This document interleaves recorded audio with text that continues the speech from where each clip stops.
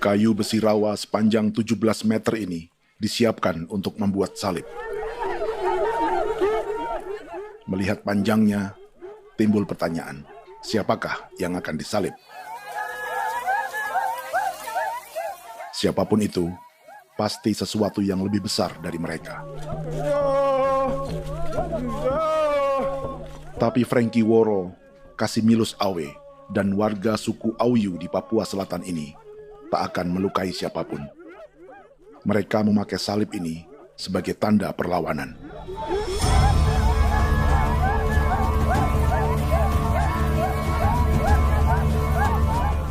Yang mereka lawan memang lebih besar,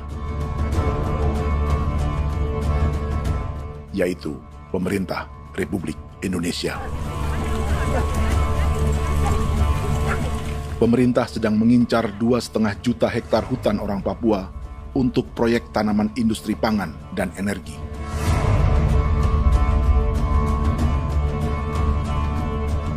Ratusan kilometer dari salib orang-orang Auyu itu, orang Muyu sedang menyiapkan gerakannya sendiri. Tapi kali ini dalam bentuk sebuah pesta. Pesta yang disiapkan oleh marga Kimco Jinibjo selama 10 tahun.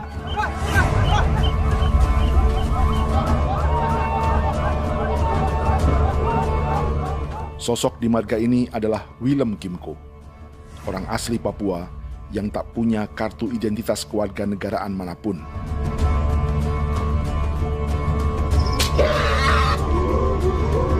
Pesta adat ini sudah cukup langka, tak hanya di Papua, bahkan di kawasan Pasifik dan peradaban Melanesia. Awalnya bayarnya aneh kalau bukan. Itu nih hati kau teker bipnuka, kau teker bipnuka, dan jitana ya kati kau beri barang dipo. Kau memang ambil kau kuning. Ada gagasan dan gerakan sosial di balik pesta orang-orang Muyu ini, sama dengan gerakan salib merah yang dimulai orang-orang Auyu. Salib ini akan menjadi yang terbesar dari 1.800 salib merah yang telah ditancapkan berbagai suku di Papua Selatan dalam 10 tahun terakhir. Ribuan salib merah yang dipadukan dengan palang adat adalah tanda larangan yang menyatukan unsur-unsur adat dan agama. Kami percaya bahwa kalau memang kami sudah tidak mampu untuk menyelesaikan persoalan ini, dalam hal ini perusahaan tidak bisa masuk, berarti kami minta bantuan kepada nenek moyang dan Tuhan. Atribut perang orang Auyu ini diukir atau dilukis, digambar di batang salib ini dengan tujuan bahwa kami larang dengan sangat keras. Jadi apabila siapapun, baik dari antara kita sendiri yang melanggar batas ataupun pihak lain yang mau mengganggu keselamatan hak tanah adat kami, maka kami siap untuk melakukan ancaman perang. Salib-salib ini tidak ditancapkan di halaman-halaman gereja, melainkan di tanah dan hutan adat, di dusun-dusun sagu, dan di tempat-tempat yang disakralkan. Sebab 1.800 palang adat dan salib ini memang bukan semata tentang agama, tapi untuk mencegah negara dan perusahaan memasuki tanah dan hutan adat mereka. Papua bukan Auyu.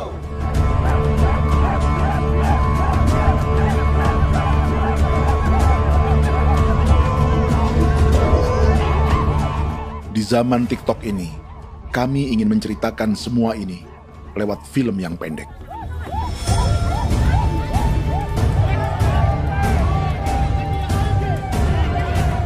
Tapi kami jelas gagal.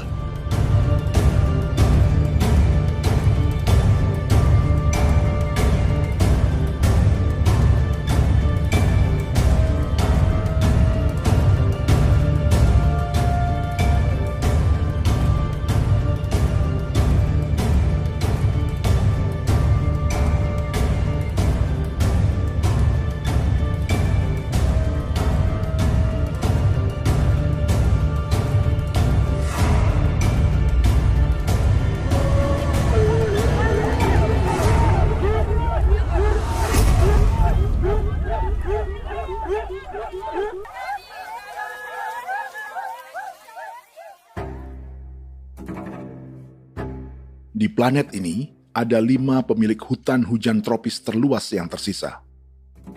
Kongo di Afrika, Brazil, Peru, Bolivia, dan Indonesia.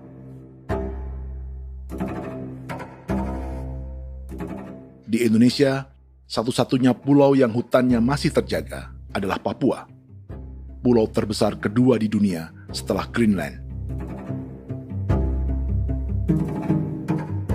Lewat sejarah kolonialisme yang panjang, pulau ini kini dikuasai 2 negara. Bagian barat oleh Indonesia yang juga dikenal sebagai West Papua, dan bagian timur menjadi Papua Nugini. Dan tepat di perbatasan ini, di bagian Indonesia, sedang terjadi proyek pemusnahan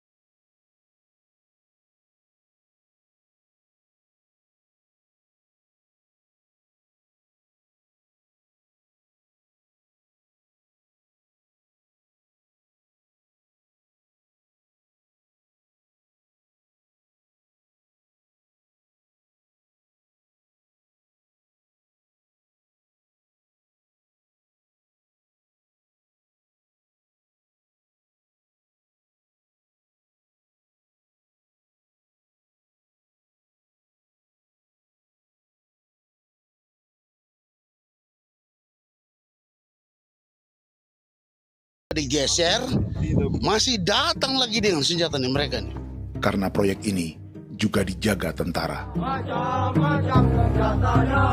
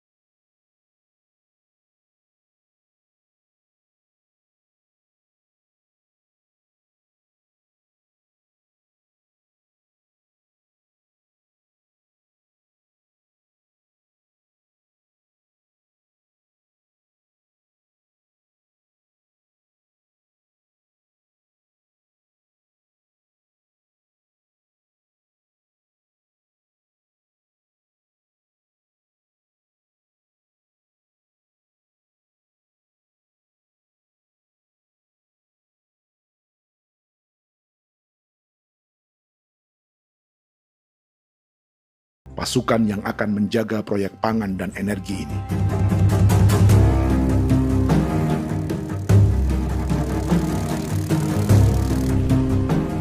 Yang keempat adalah Frankie Woro dari suku Auyu di distrik Fofi, Kabupaten Bovendigul. Hutan dan tanah mereka terancam perluasan perkebunan sawit untuk campuran biodiesel atau B50. Orang-orang dari suku Auyu ini adalah calon korban. Merekalah salah satu pelopor gerakan Palang Adat dan Salib Merah. Meski kadang berseberangan dengan gereja yang mereka anggap lebih mendukung pemerintah dan perusahaan. Mereka bahkan sedang merencanakan gerakan yang lebih besar, dengan salib yang lebih besar. Tanah milik Somu Sobisiba itu bahwa tanah ini diciptakan oleh Tuhan dan memberikan warisan ke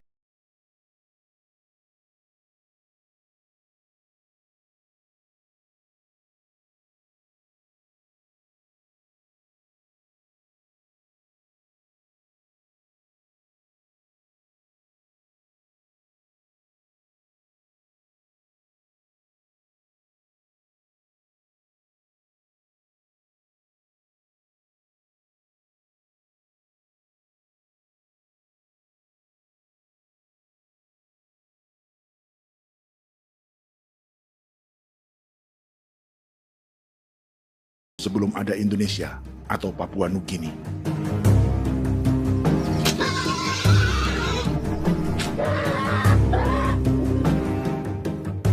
Kelimanya mewakili jutaan orang asli Papua yang sedang terancam eksistensinya.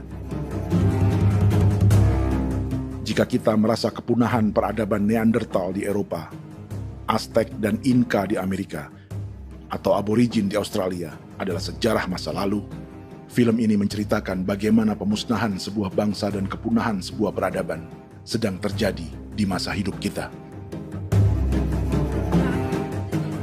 Kepunahan bukan karena kerusakan lingkungan dan ruang hidup semata, juga karena dihantam 60 tahun operasi militer.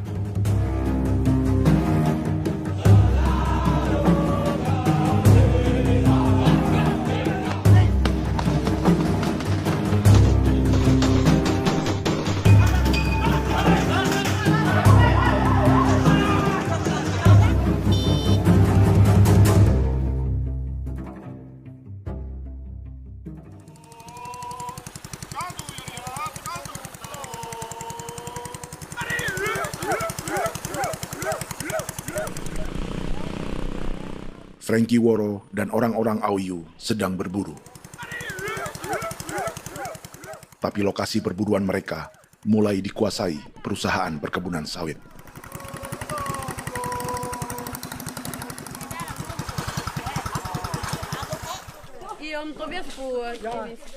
Kita akan menuju arah ke Inabusu. Di sana kami akan masuk di wilayah konsesi perusahaan PT Indo Asiana Lestari, dan di situ ya ada survei-survei mereka yang mereka pernah lakukan, tapi juga kami ada lakukan tanda-tanda saksi di sana.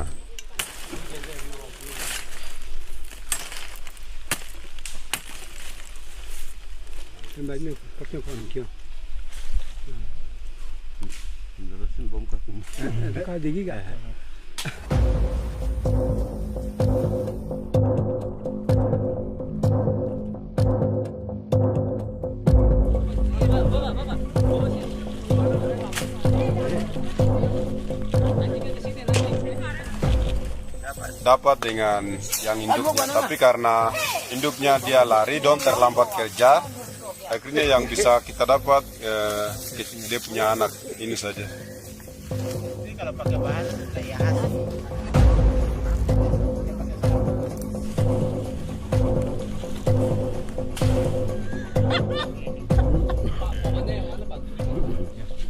pohon ini pohon bitanggur, dia punya kayu ini kita biasa gunakan untuk kerja perahu, dan juga kulit depu getanya itu kita pakai untuk kerja ini, panah-panah ini lem, jadikan lem ini, panah-panah. Hutan ini adalah supermarket bagi suku Auyu. Juga lumbung pangan atau bank untuk menyimpan deposito kekayaan alam. Hutan juga tempat yang penuh dengan sejarah suku, situs budaya, dan tempat-tempat sakral. Inilah yang sedang mereka pertahankan dari incaran pemerintah dan perusahaan. Untuk semua alasan ini, mereka menancapkan ribuan salib merah.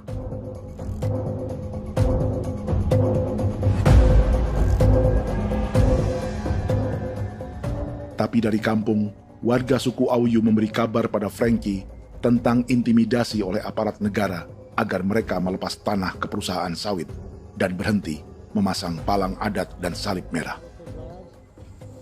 Ada beberapa titik yang saya sudah siap, tetapi di sini emergensi dari saya, terutama di Kampung Sokangon, PT Damai Timber. Dia mengganggu saya dengan menggunakan kekerasan maupun pihak hukum. Dan kemarin saya ada pernyataan penolakan secara resmi, tapi masih tetap dengan menggunakan pihak hukum untuk masuk, untuk harus dituntut saya untuk harus diterima perusahaan itu. Kita di situ ada 15 marga, tetapi 15 marga juga tidak setuju. Marga-marga siapa yang terima dan marga-marga mana saja yang menolak. Nanti kita lihat dari pertimbangan itu, dan di situ dan kita undang mereka untuk bicara dengan kami. Sebagai sosok yang aktif dalam gerakan, warga Auyu terus memberi informasi lapangan kepada Frankie yang tak selalu berada di kampungnya. Izin pernyataan yang mereka paksa saya untuk tanda tangan itu, tapi sementara saya tidak tanda tangan. Data semua ada di tangan saya. Ya. Baik, kalau gitu itu lebih bagus karena tanda tangan itu yang berbahaya. Iya. Tanda tangan itu yang lebih berbahaya karena sekarang ini modern dan canggih, dan itu yang mereka biasa pakai untuk tipu muslihat. Mereka biasa pakai itu di tanda tangan itu. Betul. Dari Bambisa juga di Sofia dia masuk untuk memaksakan kami marga untuk harus menerima perusahaan itu. Tapi kemarin kami sudah menolak. Babinsa nama bosku.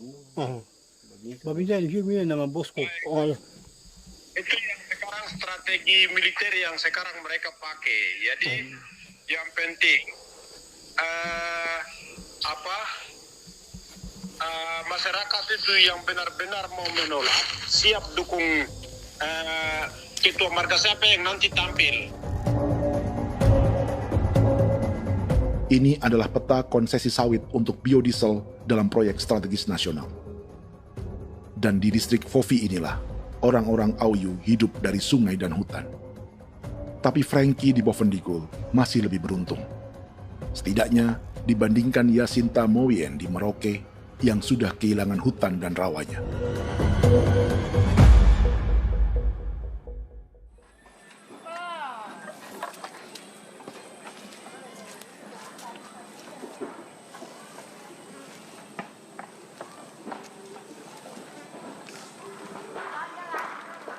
Yasinta dari suku Marin adalah petani sayur di Kampung Wanam, distrik Ilwayap, Merauke. Memanfaatkan lahan yang ada, ia berkebun dan menjual hasilnya ke pasar kampung. Ini ekonomi warga di Wanam untuk menghasilkan uang, lalu memberi barang kebutuhan yang tak bisa mereka produksi sendiri. Tapi kehidupan sebenarnya ditopang oleh ekosistem hutan dan rawa. Inilah sumber pangan utama dan peradaban mereka.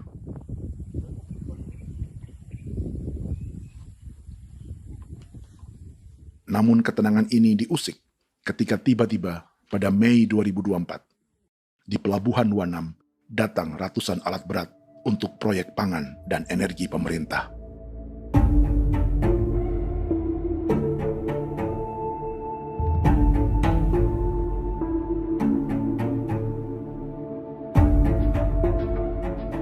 Kami masyarakat setempat kami tidak tahu. Kami kaget pagi-pagi kapal sudah ada di pelabuhan kami.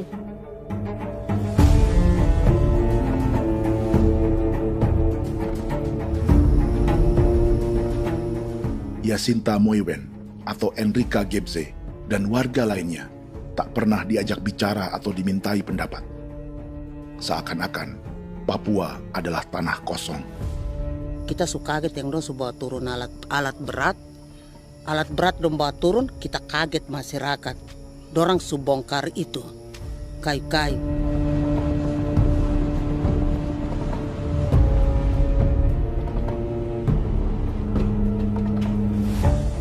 Bersamaan dengan alat-alat berat itu, juga berdatangan tentara Indonesia untuk mengawal proyek pembukaan hutan milik Jacinta.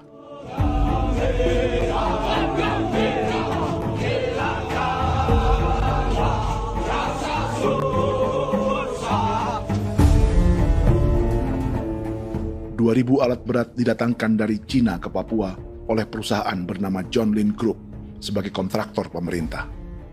Ini disebut sebagai pesanan eskavator terbesar di dunia dengan nilai 4 triliun rupiah.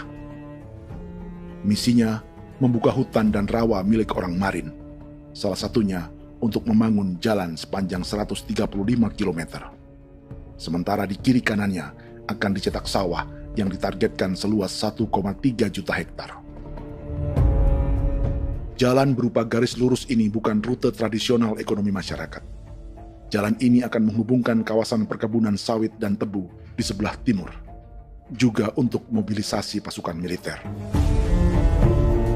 John Lin Group adalah perusahaan yang dimiliki Andi Samsudin Arsyad atau yang dikenal dengan Haji Isam. Sebagian orang mengenalnya sebagai pengusaha yang hobi balapan mobil.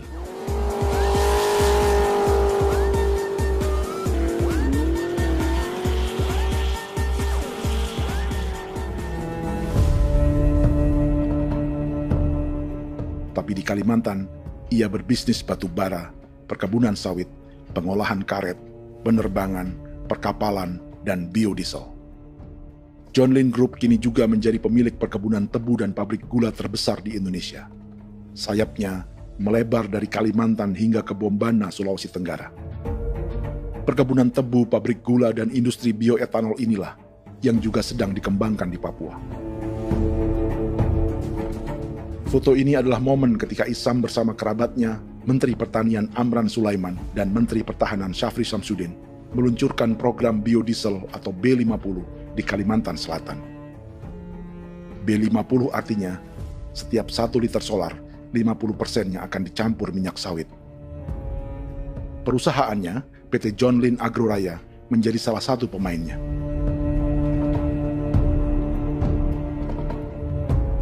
Sepanjang tahun 2025, saham PT John Lin Agroraya pernah naik hingga 700%.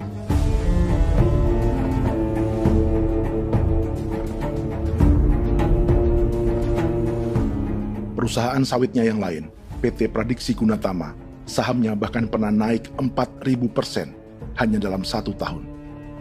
Dari harga saham ini saja, nilai kekayaan keluarga Isam diperkirakan mencapai 100 triliun rupiah lebih, menjadikannya salah satu keluarga terkaya di Indonesia dan salah satu pemain penting industri bioenergi.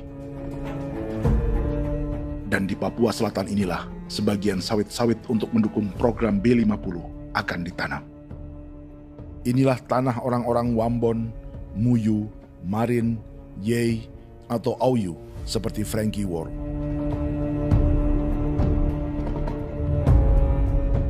Haji Isam pernah menjadi tim kampanye nasional Presiden Joko Widodo dalam pemilu 2019 saat melawan Prabowo. Bintang Mahaputra Utama diberikan kepada Saudara Andi Syamsuddin Arsyad.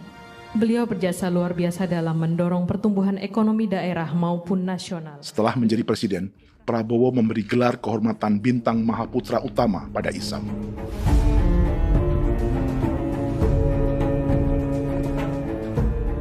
Sejumlah menteri Prabowo, juga kerabat dan orang-orang yang pernah bekerja di perusahaan Isam.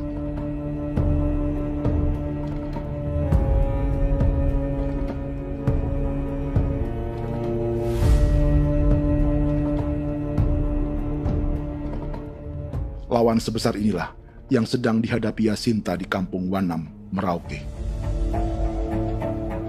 Atau petani perempuan lain seperti Enrika Gebse. Jadi alam kita ini sudah rusak. Jadi kita itu biasa jalan dari sini tuh harus pasang jerat di situ, harus cari makan di situ lagi. Itu tempat-tempat itu pasang-pasang jerat, tempat babi, rusa, sekarang sudah tidak ada lagi.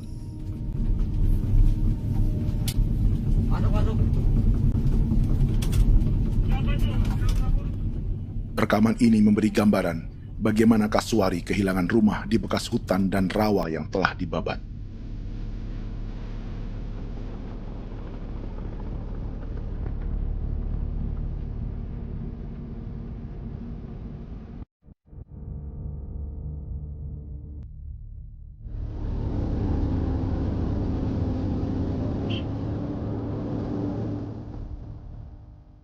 Keterlibatan tentara dalam proyek pangan dan energi di Papua memakai dalih bahwa ancaman terhadap negara kini tak hanya perang secara militer, tapi juga melalui pangan dan energi. Kementerian Pertahanan pun terlibat karena proyek ini dianggap operasi militer selain perang.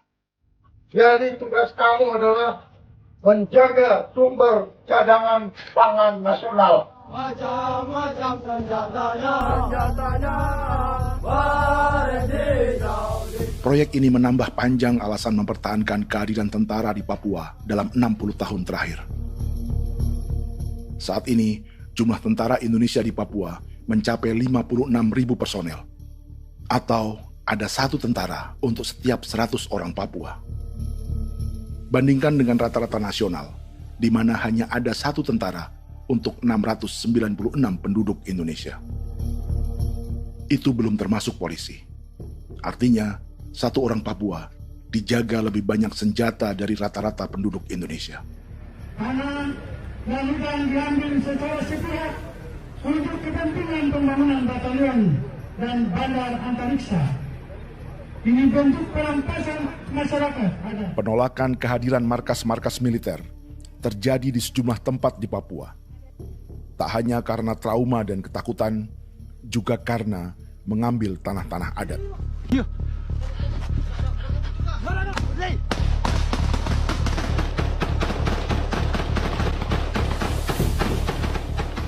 Salah satu alasan mengapa militer terus ditambah di Papua, karena masih ada perlawanan dari Organisasi Papua Merdeka atau OPM selama 50 tahun terakhir.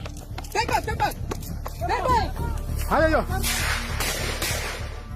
Tapi kekuatan militer OPM diperkirakan hanya 1.430 personel dan 360 pucuk senjata. Selebihnya, mereka menggunakan senjata tradisional.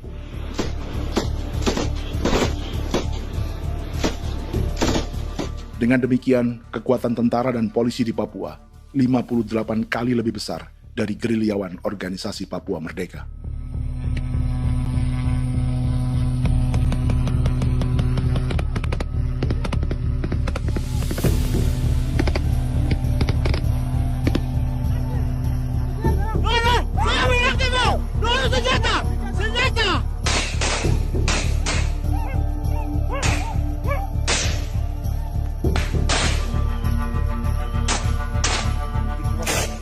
Sebagian tentara berada di garis depan pertempuran, tapi sebagian besar lainnya terlibat operasi non-tempur menjaga proyek pemerintah dan investor swasta.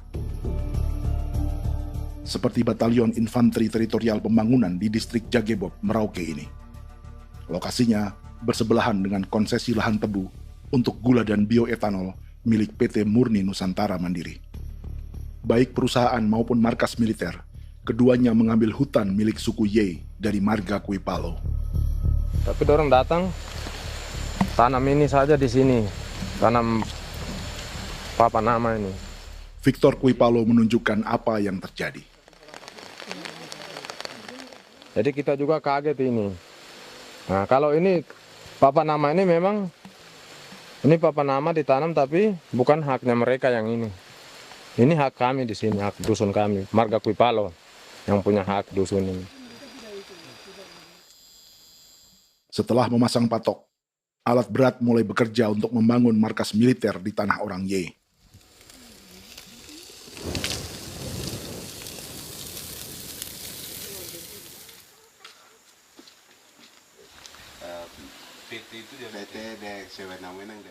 Kehadiran markas militer mengkhawatirkan warga yang pernah mengalami trauma. Takut kenapa? Kalau macam yang awal macam sekarang bu kampung hidup ini kan aman. Terus kenapa harus didirikan korem di sini? Bukankah dengan adanya Korem semakin aman ada tentara di sini? Kalau untuk kampung kayaknya tidak bisa aman kalau ada tentara, paling masyarakat dipukul itu ini. Kalau kampung hidup begini malah saya sejahtera dan saya punya masyarakat. Apa pernah ada pengalaman buruk sebelumnya dengan tentara di daerah sini? Ada yang cerita waktu pos-pos di sini tuh di 13, 12 itu zaman katanya Patimura. Memang kasihan. Malah kita punya orang ini yang dianiaya betul, dipukul. Disuruh kerja bakti tidak mau atau lama mencari, namanya kita pangkur sagu itu butuh waktu 1 minggu. Kalau lama begitu ya paling diseret apa pukul itu. Operasi militer Indonesia di Papua dimulai tahun 1962 lewat Operasi Trikora. Tapi perlawanan bersenjata pertama di Papua baru dilakukan tahun 1965 di Manokwari. Nanti tanggal 1 Mei jam 12.30 pemerintahan di Irian Barat mutlak akan jatuh di tangan.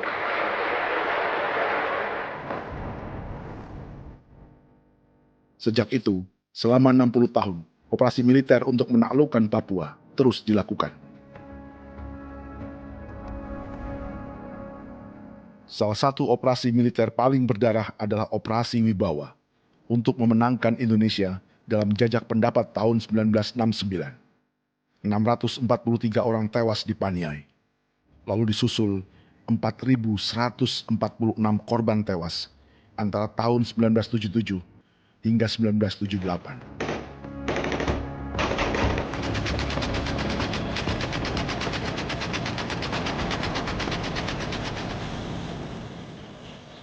Operasi militer ini menimbulkan gelombang pengungsian hingga kini. Dewan Gereja Papua mencatat 103.000 orang menjadi pengungsi pada tahun 2025 dan nyaris tak diberitakan media-media Jakarta. Jumlah pengungsi terbesar tercatat di Nduga yang mencapai 20.000 jiwa. Banyak di antaranya yang sedang hamil, seperti Jubiana, salah satu pengungsi Nduga. Jadi ini tagarik mesti kaki be muguruk berselari di namen wane gosel. Bigari me. Tegirik munene an nimbo misle berselari ne.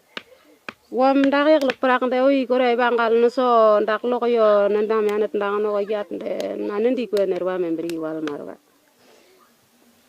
Tegirik munene wa tringel no semana. Oh ngal siak kaya berkumpulnya masalah orang me wakosuluk. Dari namen wani ko semane kuman nak wani ndemo kolok ndak misal namen beri kolok anak semana ne. Nebe menit waru dah kan abi ni dige. Waru minit peragit de laina bulan Maret April ya na. Mana kantan barang neli dia na bamne. Jubiana lalu menamai anaknya pengungsi Kogoya. Selain Jubiana, juga ada Emma dari Maibrat yang melahirkan di hutan. Sampai di kampung gini, katanya bilang ada tentara yang bangun jembatan.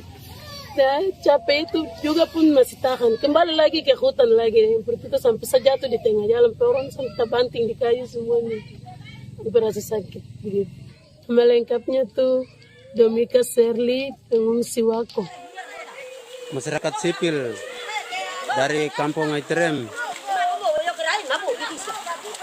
sementara mengungsi karena kampungnya sementara dikuasai oleh TNI Polri. Seratusan ribu pengungsi di Papua saat ini jauh melampaui jumlah yang mengungsi ke Papua Nugini tahun 1984, yaitu 10.000 orang karena menghindari operasi militer.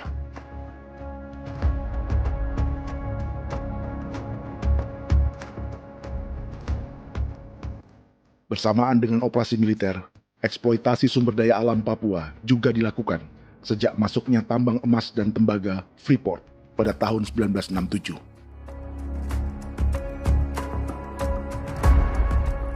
Disusul perkebunan sawit awal tahun 1980-an. Lalu ada perburuan buaya untuk diambil kulitnya. Sebelumnya, ada eksploitasi gas alam di Teluk Bintuni, pencarian besar-besaran kayu gaharu, atau pembukaan hutan tanaman industri. Ini belum termasuk perburuan dan perdagangan ikan arwana di selatan Papua, penebangan kayu merbau dari hutan-hutan Jayapura, emas di Blok Wabu Intan Jaya, bahkan nikel di pulau-pulau kecil Raja Ampat. Dan kini, dalam skala yang belum pernah terjadi dalam sejarah, Papua dipaksa mencetak sawah, tebu untuk bioetanol, dan sawit untuk biodiesel.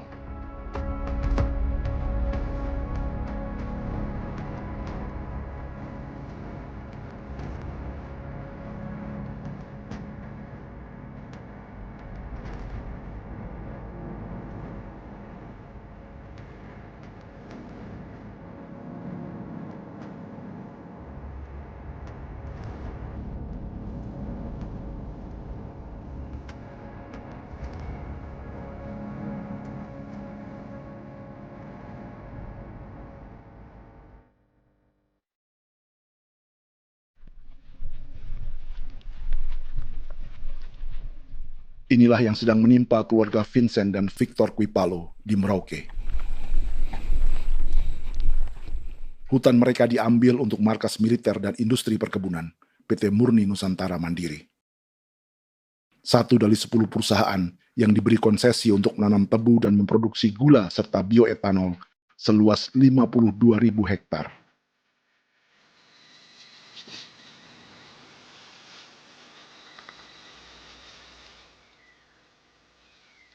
Perusahaan ini dianggap mengambil hutan dan tanah orang-orang Ye, terutama marga Kuipalo, yang memiliki hak adat terhadap 2.300 hektar hutan.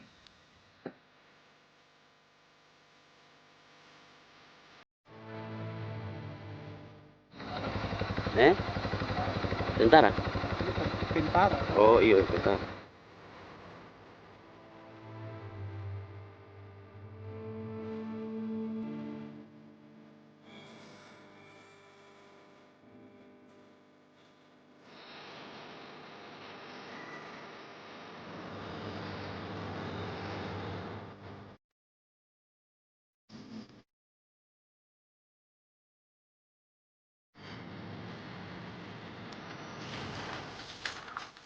Keluarga Kuipalo sedang melihat apakah perusahaan semakin mengancam tanah mereka. Dan kekhawatiran itu terbukti. Ini makanya tadi saya bilang ini dari sini saja dekat ini sudah masuk di dalam ujung lapang ini. Ini hutan, yang ini hutan yang dorong ada bongkar sekarang ini. Ini sudah punya alat tuh dekat ini. Dekat sekali ini. Ini di sini. Nacau, kelapa itu yang jalan lama, jalan setapak ini. Dari udara, terlihat alat-alat berat semakin mendekati tanah orang-orang Ye, marga Kuipalo.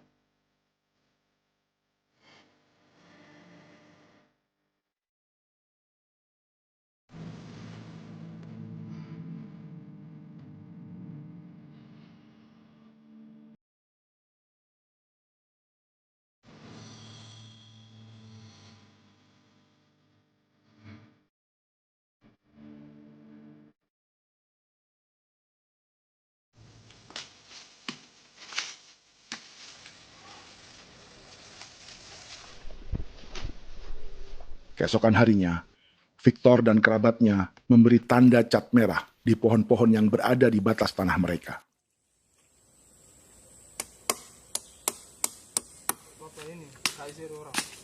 Tapi tanda peringatan adat ini tak diindahkan perusahaan.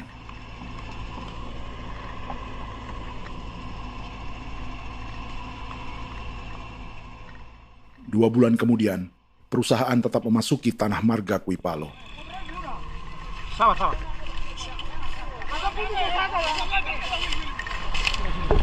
manusia, kau lihat. Tapi tidak sudah sakit hati sekali saya katakan. Ini sama baikin kalau pikiran berubah lagi.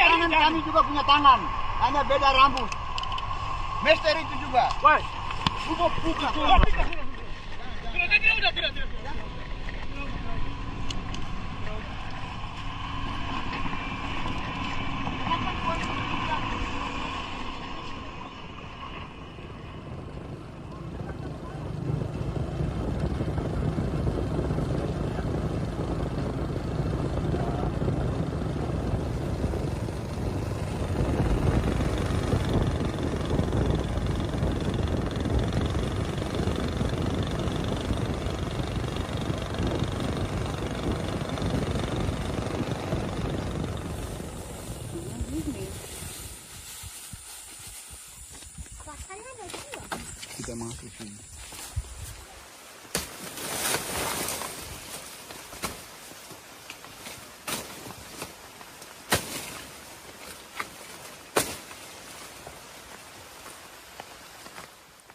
Jadi ya untuk itu seperti saya katakan tadi, apakah lebih baik kita tidak usah ada kah atau bagaimana, kita pisahkan, pisahkan dari negara ini kan? Jangankan tuh, saya kemarin bicara sama Daniel, datang sama saya dengan persoalan Kodam ini. Saya bilang, Pak Danan, kalau lebih baik saya ngungsi ke Papua Nugini. Dia bilang, aduh Bapak jangan begitu. Ya memang, kalau tidak bisa menghargai kami, lebih baik pilihan yang itu yang saya memilih. Lebih baik saya pindah dari sini. Saya mengungsi ke Papua Nugini, di negara tetangga. Masih di laut. Apa? Ada ini. Saya bilang sama Kapolsek, Pak, Agustus ini 17 Agustus saya tidak kasih naik bendera merah putih. Saya bendera ada, nanti saya taruh di meja. Bendera saya ada. Karena saya punya pikiran percuma kita ini merasa bahwa kita hidup di bawah naungan merah putih. Ternyata merah putih tidak lindungi kami. Tidak anggap kami sebagai kami rakyatnya. Dia lambang negara. Dan kami menghargai lambang negara itu. Ternyata lambang negara ini, kita bernaung di bawah lambang negara ini, kita tidak dilindungi. Hak kita tidak dihargai.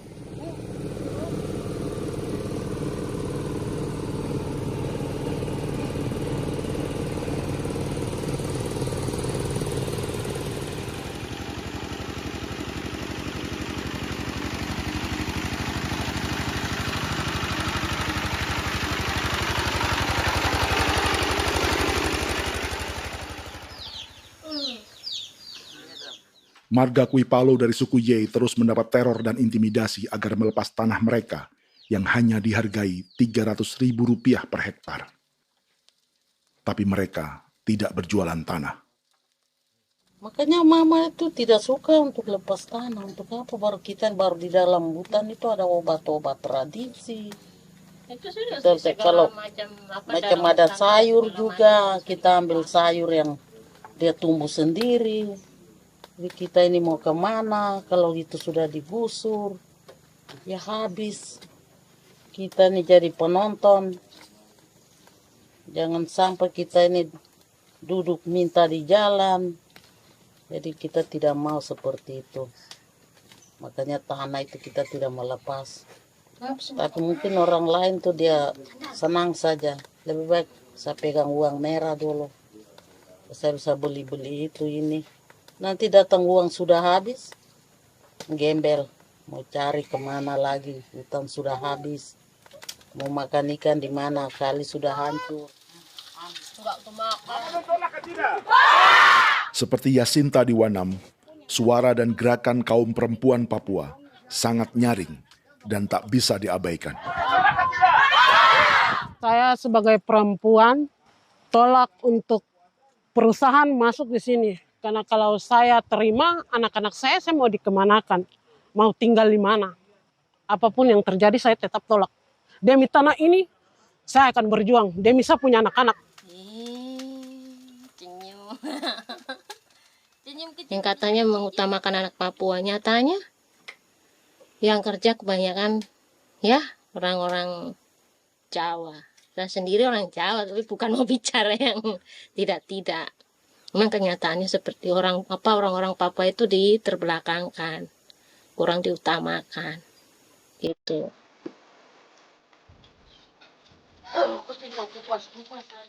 Proyek food estate seperti mencetak sawah, bukannya tak diikuti warga Papua.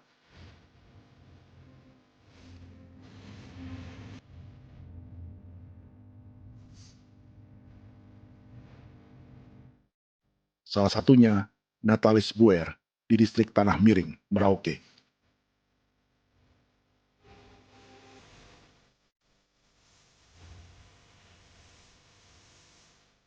Setelah menghabisi hutan, pemerintah Indonesia mencetak sawah untuk tanaman padi karena beras mulai menjadi makanan pokok menggantikan sagu. Sebagian besar penggarapnya adalah warga transmigran yang datang sejak era 1980-an.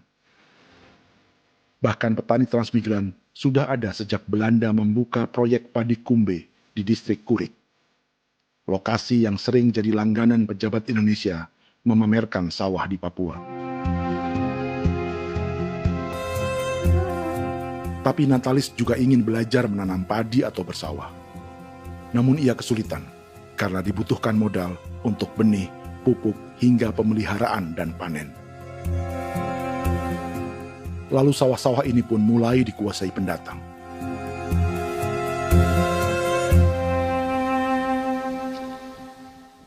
Tapi sejauh ini di kampung kami ini yang saya lihat memang ada kelompok kami punya di sini yang sudah tergabung dalam Gapoktan, kemudian masuk dalam optimalisasi lahan. Tapi baru saya anak asli yang punya lahan di sini. Mereka tidak punya.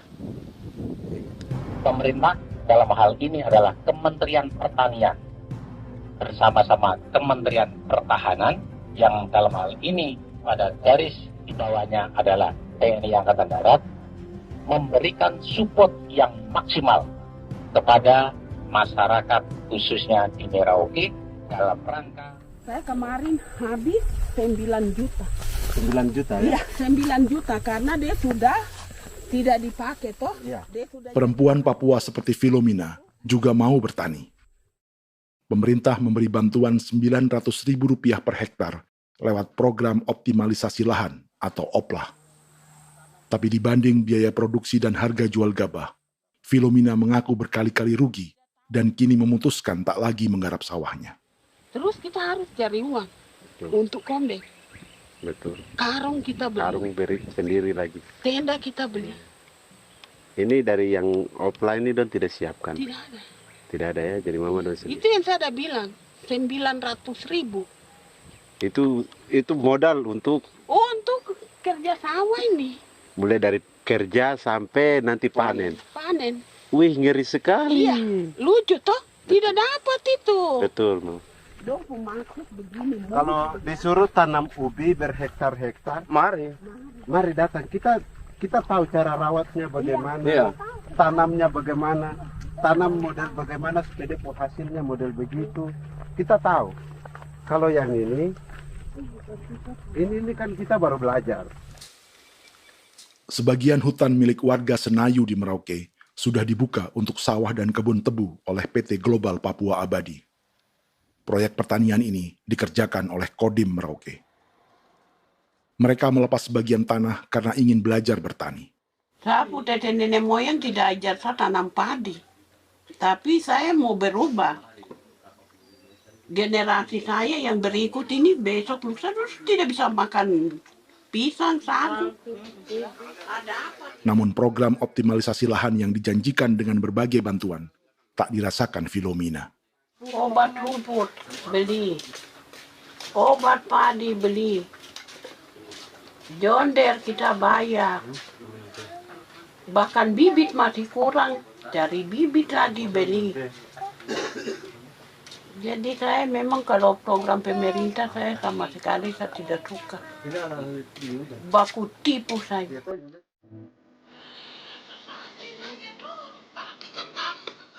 Mereka merasa ditinggalkan sendiri, jatuh bangun belajar bertani padi. Sementara sumber pangan dan air yang semula mudah didapat, kini telah berganti sawah dan kebun tebu. Dulu kita masih bisa jalan, nanti masak di kali, pakai air kali. Minum pakai air kali. Sekarang kok mau masak? Sudah ada air ada susu, mau minum tidak bisa. Sudah dengan obat. Drone semprot tebu itu hanya drone. Drone yang semprot. Saya lihat di itu. Jadi kita bukan drone yang terbang di atas untuk disemprot. Dong lempar pupuk di bawah ya dia mengalir ke kali. Mengalir ke kali, ke raga-raga.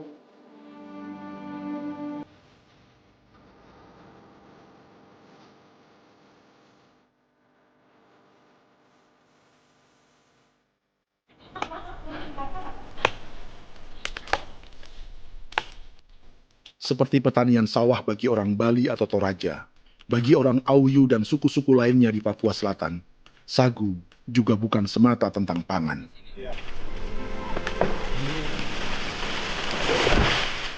Bagi orang Auyu dan Marin, sagu adalah kerabat, sosok orang tua, sosok nenek moyang, yang harus dijaga dan dilindungi. Lagi bikin apa mama ini mama? Ini pakai tokok itu sagu.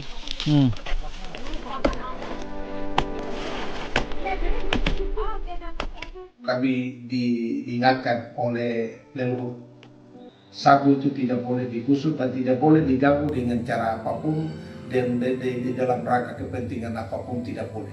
Kamu harus bela, bahkan sampai nyawa pun harus menjadi taruhan demi membela keselamatan pergerakan sagu di atas tanah ini.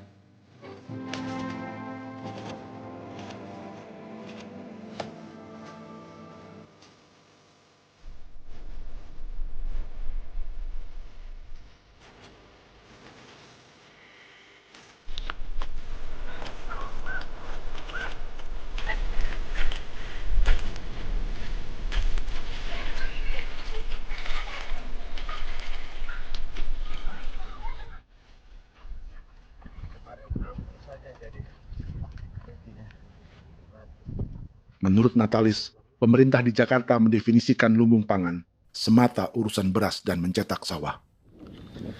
Sebenarnya orang Papua itu bukan tidak bisa bertani. Kami tanam ubi itu bagian dari pertanian. Nah, pertanian yang dimaksud oleh pemerintah itu harusnya selalu itu kalau bisa pemerintah harus spesifikkan pertanian apa yang dimaksud, pertanian tanam padi atau pertanian tanam ubi, petasan dan lain-lain. Ini yang harus dispesifikkan dulu. Begitu, sehingga tidak menjustifikasi kami orang asli Marin bahwa kami tidak bisa bertani. Bukan. Kami buka kebun besar-besar di sana, bahkan bermeter-meter, ratus-ratus meter pakai sekop, bukan pakai ekskavator, tapi ini pakai skop. Itu pertanian, begitu. Bagi Natalis, alih-alih memaksimalkan sawah-sawah yang sudah ada untuk petani Papua,